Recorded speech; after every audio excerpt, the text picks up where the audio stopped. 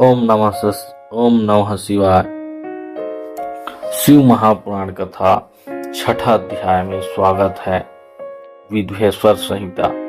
ब्रह्मा विष्णु युद्ध।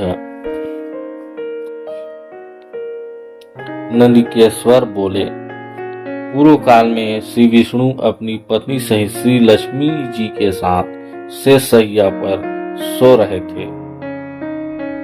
तब एक बार ब्रह्मा जी वहां पहुंचे और विष्णु जी को पुत्र कहकर पुकारने लगे।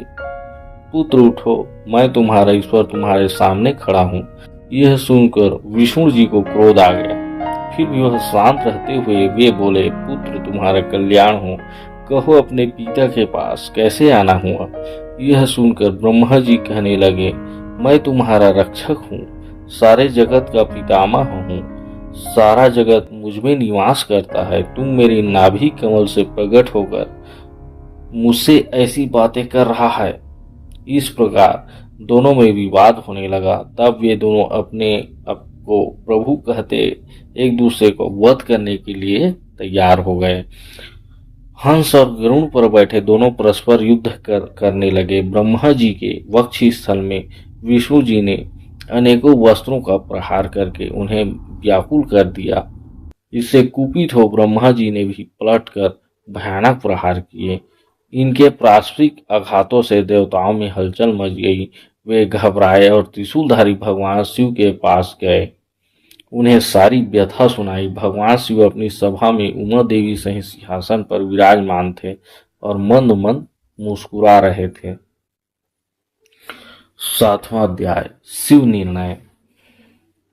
महादेव जी बोले, पुत्रों, मैं जानता हूं कि तुम ब्रह्मा और विष्णु के परस्पर युद्ध से बहुत दुखी हो। तुम डरो मत, मैं अपने गणों के साथ तुम्हारे साथ चलता हूं। तब भगवान शिव अपने नंदी पर आरूढ़ हो देवताओं सहित युद्ध स्थल की ओर चल दिए।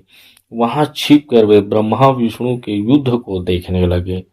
उन्हें जब यह ज्ञात हुआ कि वे दोनों एक दूसरे को मारने की इच्छा से महेश्वर और पाशुपात अस्त्रों का उपयोग करने जा रहे हैं, तो वे युद्ध को शांत करने के लिए महाअग्नि के तुल्य एक स्तंभ रूप में ब्रह्मा और विष्णु के मध्य खड़े हो गए। महाअग्नि के प्रकट होते ही ये दोनों अस्त्र स्वयं ही शांत हो गए।